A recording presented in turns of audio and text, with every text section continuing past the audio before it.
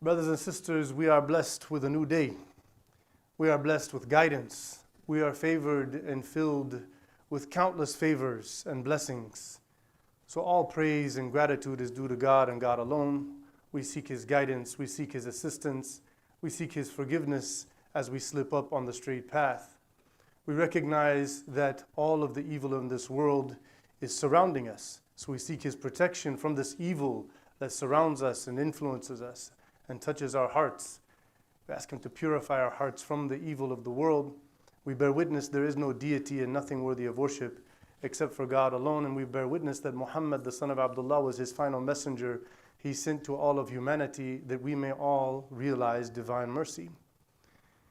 It is crucial for us as Muslims to reflect upon our state. How are we doing? What's our situation? Do we feel comfortable? Do we feel empowered? Do we feel like we are living in the light of revelation? And the best way to know if we are is to look at our history. We have a rich, profound history, 14 some odd centuries. And we see the ups and the downs in our history. Imam Malik, the great jurist of Dar al-Hijrah, the city of the Prophet sallallahu alaihi wasallam, he has a very famous statement. He said, لن يصلح آخر هذه الأمة إلا بما صلح به أولها. He said, the people who come many centuries towards the end of times will never find stability. They will never find empowerment and a structured system of Islamic dignity unless they're following the way of how it was founded. Looking at the model of the Prophet, peace and blessings be upon him, and his companions. And as some have kind of narrowed it down as a very awkward thing, I'm certain that what it meant to follow the way of the Prophet and his companions and what Imam Malik was talking about here was not how long your beard is. I don't think that's what the point was. I think he's talking about a belief system that is deeply rooted in one's heart and mind, and a sense of priorities that balance between the responsibilities as individuals in our faith and the struggles of life with our family, with our community, with the social order, and how to establish a community of people that are working for the best interests of each other. I think that's what he was talking about their success was, and that was the underlying method of their success. So for example, in the 15th year of Hijrah, when the army of Amr ibn al-As had pushed the Byzantine, the Eastern Roman Empire back out of Syria, and basically they've now reached the Holy Land. They're on the outskirts of Jerusalem. And Amr does not want to have some big battle in the Holy Land. And so a priest comes out and he meets him and he says, you know, we have it said by prophecy that some noble Arab will come on a donkey and we will give him the keys to Jerusalem. So Amr sends a message to Umar ibn Khattab radiallahu anhu, who was, I would say, after prophets, the greatest ruler in human history. And Umar got Abu Ubayd ibn al-Jarrah, his close friend and confidant, and they went on a journey with a couple of servants. And while they're on their journey to go bring liberation to Jerusalem and the Holy Land, to revive the prophetic legacy of the Golden Rule, it came a point when Umar got off of his donkey and he let his servant ride. Abu Ubaidah said, Ya Umar, maybe you just wait a bit because there's a marsh. If you walk through that marsh and your robe gets all muddy, those great leaders of Rome will see you and they'll be like, what kind of ruler is this? Umar became very upset because while the companions were not robots and they were not clones, they had different aspects of the prophetic legacy. They had different priorities that empowered them and strengthened them in their life. So Umar radiallahu anhu, he was one that was a noble, wealthy man from a Quraysh family. And he was having many spiritual problems. So in his journey, he wanted to humble himself, especially as the ruler of the believers, of the ruler of a land much larger than the United States of America. So he had only a couple of robes and they're patched up and he used to wash them with his own hands. wash one robe, let it dry over the next day, and wear the other robe, and again. So he was keeping it very simple for his humility, for his asceticism, his zuhd. Abu Ubaidah is a different guy, and he's seeing things in a kind of diplomatic concern. So Umar turns to Abu Ubaidah and says, if you were not Abu Ubaidah, the great companion of the Prophet, the trustworthy man of this ummah whom the Prophet loved and declared he will be a person of paradise, I would have punished you in front of people for such a statement. Then he told him, نحن العرب كنا أذل قوم. We were of the most lowly, humiliated people in the world. فأعزنا الله بالإسلام فمهما ابتغينا العزة بغيره أذلنا الله. And then we were made great and dignified through and by this revelation sent to our Prophet, peace and blessings be upon him. And so if we seek dignity and nobility in some other way, through some other means, to impress the rulers of those who are not following prophethood anymore, then Allah will humiliate us. And so he was understanding principles according to his personal spiritual journey that was taken from the example of the Prophet sallallahu alaihi wasallam. And so the Quran tells us about hypocrites and how their struggle with faith was rooted in trying to gain power and authority and acceptance through those who are not following the prophethood. الَّذِينَ يَتَّخِذُونَ الْكَافِرِينَ أَوْلِيَاءَ مِن دُونِ الْمُؤْمِنِينَ. That they seek alliance and allegiance with the rejectors of prophethood, and they turn away from the believers and their allegiance and loyalty to them. أَيَبْتَغُونَ عِنْدَهُمُ الْعِزَّةَ فَإِنَّ الْعِزَّةَ لِلَّهِ جَمِيعًا. They're thinking these people have greatness and power and wealth, but they should know that God is the absolute authority over dignity of might and power and wealth.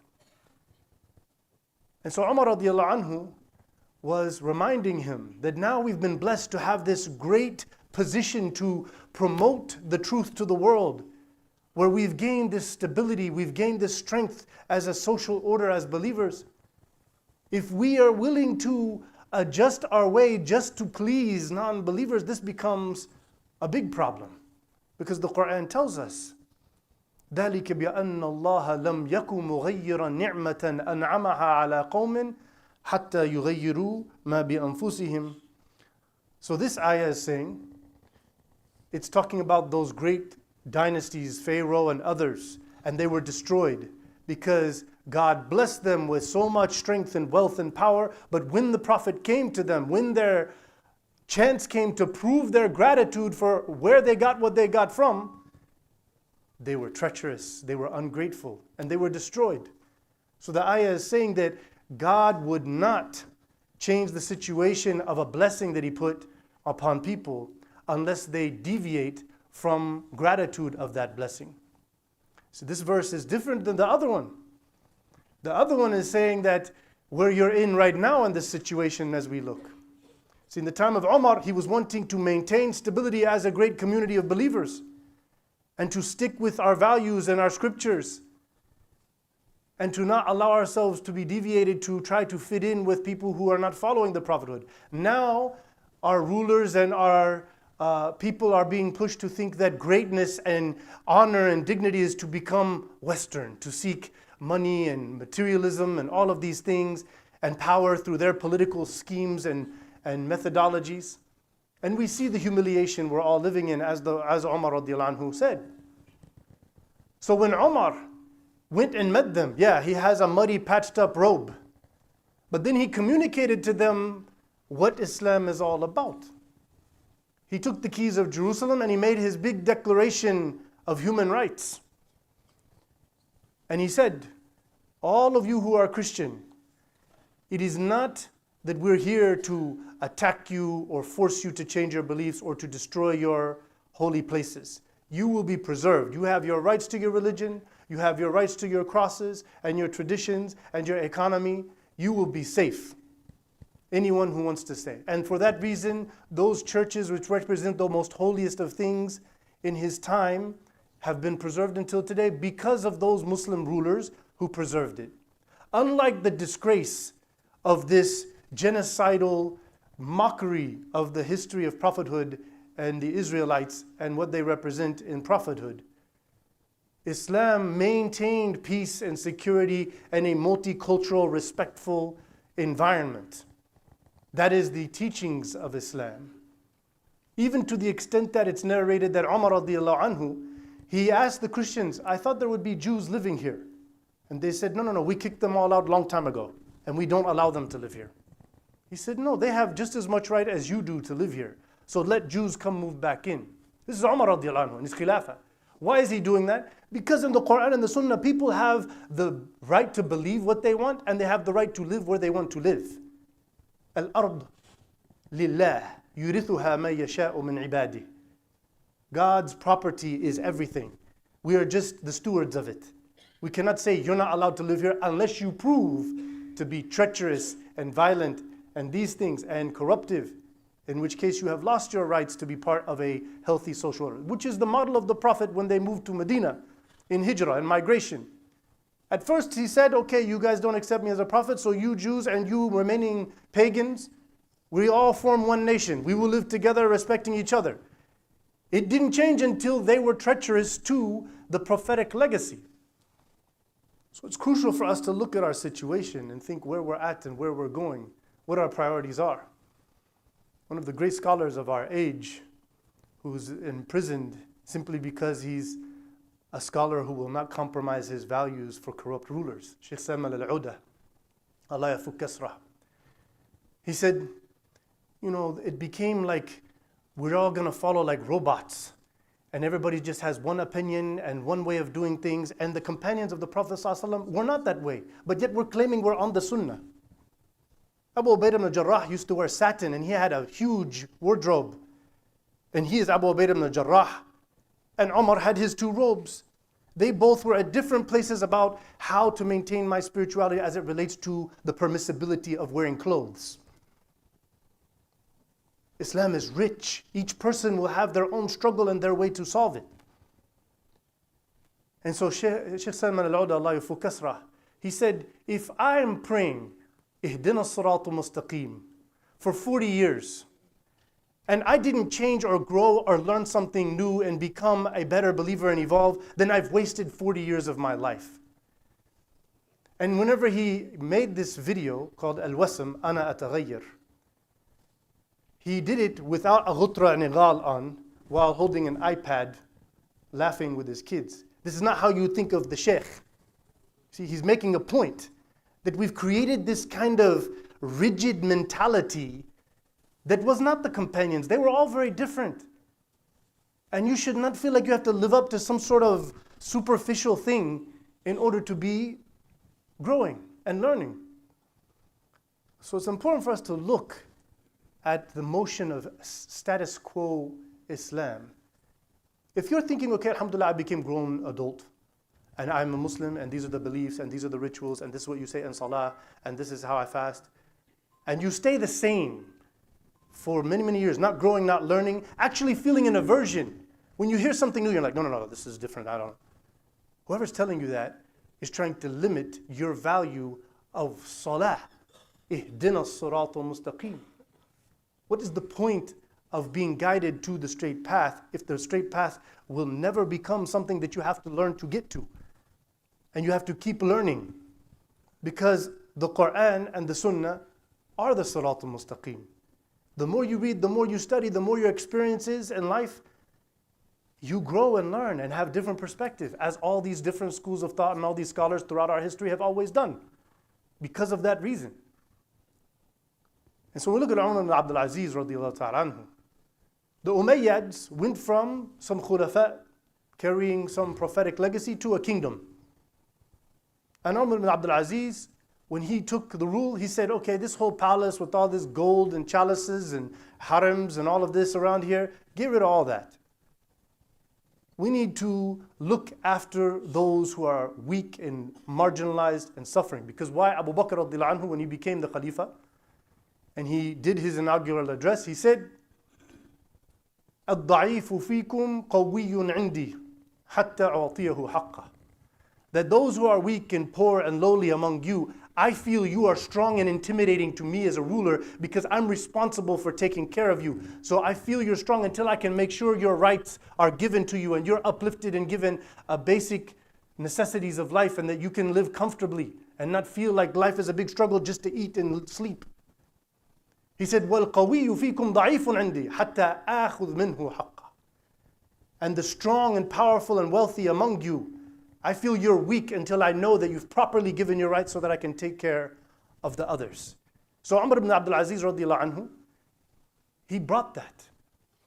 And within 1 year, the whole ummah, which is the size of North America at that time, Canada and United States and Mexico, there was no one who needed zakat. There wasn't one person who says, yeah, I'm going through this situation, I need zakat. In human history, such a nation was never known like that. It's because the revival of the prophetic model that required a reassessment. Now everybody at the time, before Umar, thought we're all Muslim, alhamdulillah, we're Muslim, and we have power, we have an empire, we're all of that, everything's normal. He came in knowing, no, we're not following Islam here. We need to revive and reassess and prioritize what we're doing. And the same thing is true when we look at Harun al-Rashid, when the Abbasiyun came. At first it was very shaky and there was internal strife. And he came and revived this spirituality, this intellectualism, this empowerment of a civilizational Islam. And then it grew for some time after the establishment of Baghdad and the House of Wisdom. And I'm sure you've all watched Artughul. His son Osman, number 1. When he established the Ottomans, it's because the Arabs failed.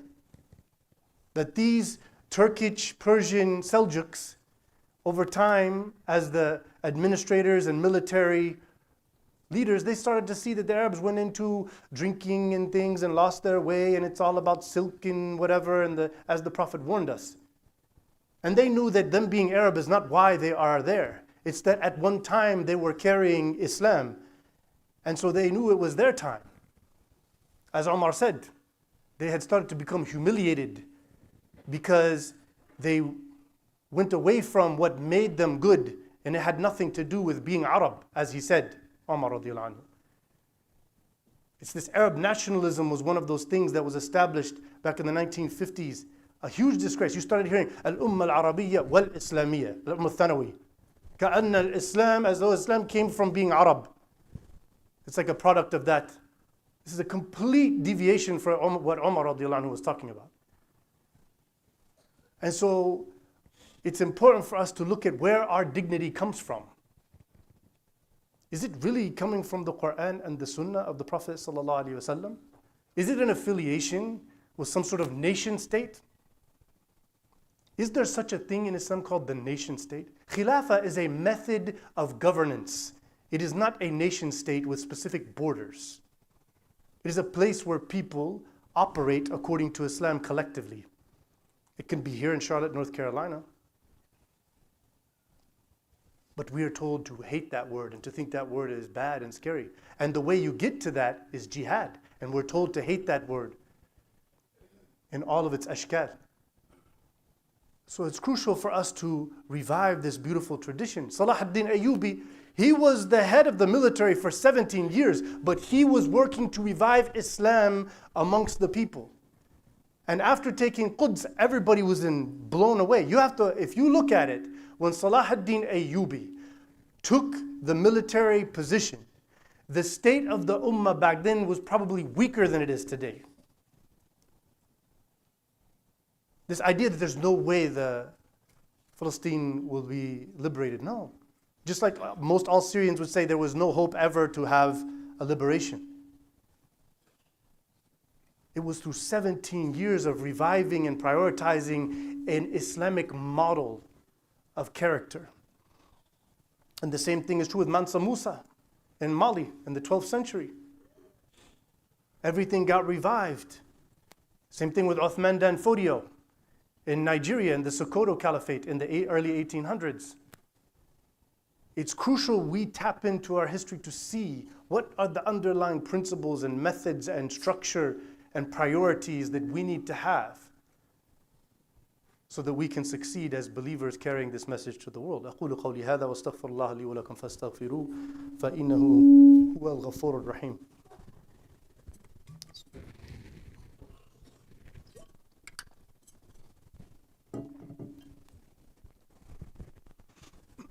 بسم الله والحمد لله والصلاة والسلام على رسول الله وعلى آله وصحبه أجمعين. The Quran tells us the methodology. What are we about? هو الذي أرسل رسوله بالهدى ودين الحق ليظهره على الدين كله ولو كره الكافرون. He is the one who has sent his messenger with the guidance that human beings require in order to govern themselves as individuals, families, and societies.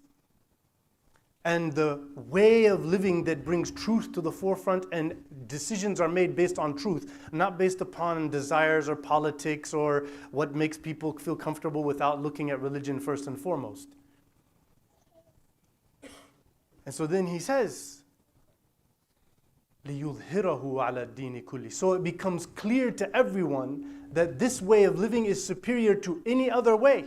Whether you're talking about a religion, an organized set of beliefs and practices based upon some scripture, or whether you're talking about an economic model, or whether you're talking about a system of governance, these are all adyan. They are forms of organizing the affairs of people based on specific beliefs. The way we will know we're succeeding, which is why our vision statement is the way it is at MCC, is that the people around us, because of how we live, will feel like, wow, there's something special and unique about you. What makes you tick? Why are you like that? Why do you do that and don't do that? And they will see that we're productive. We have a strategic impact for the best interests. Because what is the big agenda? To force everybody to become Muslim or kill them? No, that has never been anywhere written in any text and nowhere said by any Muslim leader. It's said in Surah Al-Anbiya, وَمَا أَرْسَلْنَاكَ إِلَّا رَحْمَةً لِلْعَالَمِينَ. The whole purpose of your message, Muhammad, and those who follow you, is to be an act of compassion, an act of benevolence, to care for and support the best interests and needs of everyone and everything on earth, human, plant, animal, and even the air. That's the whole agenda of why we're struggling and striving to establish this method of living. And we should be known for that. We put our vision statement, a Charlotte community built on virtue and cooperation. We want to get to a point where the schools, the neighbors, the people in the HOA, the people at the governance and the city council and all of that, they're like, wow, what they're doing over there at that mosque, with the people who come from this community, we are glad to have them here. They represent what's in our best interests. Now, if some of you are thinking, this looks like we're trying to fit in with the kuffar, this is how shaitan has fooled you. It'd be like Omar was trying to fit in with the kuffar. He said, okay, no, we're not here to take over. He didn't know what he was talking about. We're here to give you peace and rights and all of that. I'm telling you, they have implanted ideas among Muslims. This is not a conspiracy theory. It was found at one point by actual press in America and in Israel that the head of ISIS in Libya was an actual Jewish Mossad agent. He was arrested, and then they brought his information and they found all the evidence that in fact he somehow worked his way up in the ranks. That's where that everything else must have been. I think it's a bit of an exaggeration. But it's just those agitators that confuse everybody. I would say there was a whole government, kingdom, that has put ideas in people that completely messed them up so that we cannot succeed in our real agenda and mission. Because you don't see them emphasizing وَمَا أَرْسَلْنَاكَ إِلَّا رَحْمَةً لِلْعَالَمِينَ at all, ever. It's about certain little nitpicky, being right and controlling the truth and making everybody else wrong and whatever. Little simple things that have very little impact on the value of the world. They love those ideologies, actually, at the end of the day, because they don't threaten their power structure. it is crucial for us to take a step back and review, okay, what am I doing here? What is my purpose? I'm going to die. How do I want to meet my Creator? Have I really committed myself to what I'm called to do? Or am I just affiliating with a belief system based upon a nationality of where I was born? You have to make this decision. And my personal perspective, everybody has to convert at one point or another. It's a process of realization and commitment to conviction based upon knowledge and evidence, and then living on a mission. If you're not there, then you have to take that as your priority in life. Ya Allah, we ask you to inspire and motivate us. Fill our hearts and minds with the light of revelation. Give us the wisdom to establish the truth in this world. Revive in us the prophetic legacy. Strengthen our faith, our morals and values to be aligned with your book and your Prophet sallallahu alaihi wasallam. Ya Allah, make us a people who work together promoting righteousness, who are willing to work with others who are promoting what we hold to be sacred values. Ya Allah, help us to be those who eradicate the corruption and evil of this world from all of those evil players in politics and wealth who are causing corruption and tyranny in this world. Ya Allah, make us be the liberators of the world to remove their evil and tyranny and corruption. Ya Allah, make us the people that represent the truth that you have called us to live for. Make us the people who are worthy of the intercession of your beloved Prophet ﷺ. Make us worthy of your eternal bliss and contentment, that when we die, we are ready and willing and comfortable meeting those angels and giving ourselves up so that we can meet the fate that you have given us. Ya Allah, we ask you to send your peace and blessings and mercy on your final messenger. Wa aqim as-salah.